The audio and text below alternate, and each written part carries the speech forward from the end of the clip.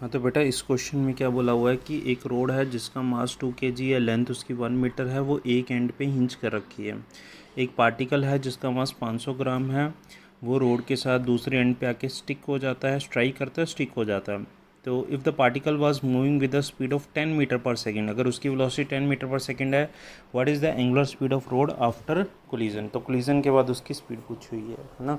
कहने का मतलब जैसे ही ये पार्टिकल इसका साथ जाके यहाँ पे आके चिपक जाएगा ना, स्टिक कर जाएगा, मान लो ये पार्टिकल आ गया इस रोड के साथ आके चिपक गया, तो ये रोड बेटा ऐसे घूम जाएगी ओमेगा से। तो हमसे पूछा हुआ है ओमेगा। तो बेटा कभी भी इस टाइप का क्वेश्चन करना होता है तो हमें एंगुलर मोमेंटम कंजर्वेशन करना होता है अबाउट हिंज्ड पॉइंट, है ना।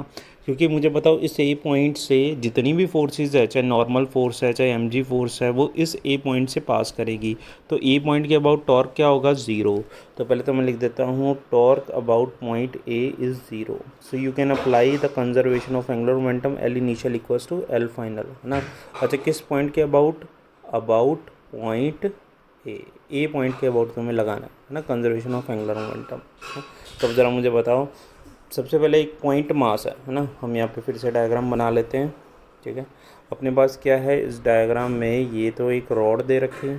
ठीक है, ये पार्टिकल जो है, ठीक है, इसकी वेलोसिटी इस डायरेक्शन में है, इसका मास m है, ये 10 मीटर पर सेकंड है, और यहाँ से ये ए पॉइंट है जिसके अबाउट इसको हिंच किया हुआ है।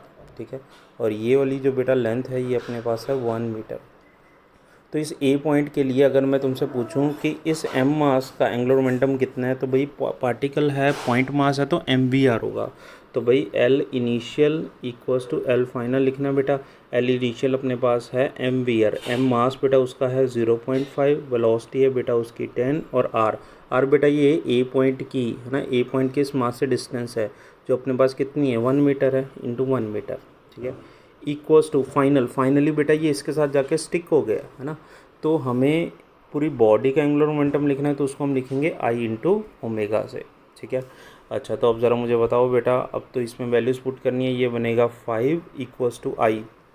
तो जिस पॉइंट के अबाउट हिंज दे रखा है उसके अबाउट मोमेंट ऑफ इनर्शिया बेटा कितना होगा, ml²/3, प्लस उस पॉइंट मास का भी तो मोमेंट ऑफ इनर्शिया होगा, क्योंकि अब वो दोनों कंबाइंड बॉडी बन चुके हैं, वो दोनों एक साथ कंबाइन हो चुके हैं। तो उसका मास m है और उसका डिस्टेंस बेटा कितना है, r लिख लो या l लिख लो।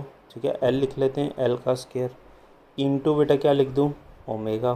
तो अब हम इसकी वैल्यूज़ पुट कर देते हैं। तो 5 इक्वल्स टू m मास बेटा दे रखा है 2 kg, लेंथ उसकी 1 है, डिवाइड बाई 3, प्लस मास उसका बेटा है 0.5 इंटू एल स्क्वायर बेटा फिर से 1 का स्क्वायर इंटू ओमेगा। तो बेटा अगर तुम इसको सॉल्व करो तो ये अपने पास आ रहा है 30/7 रेडियन पर सेकेंड।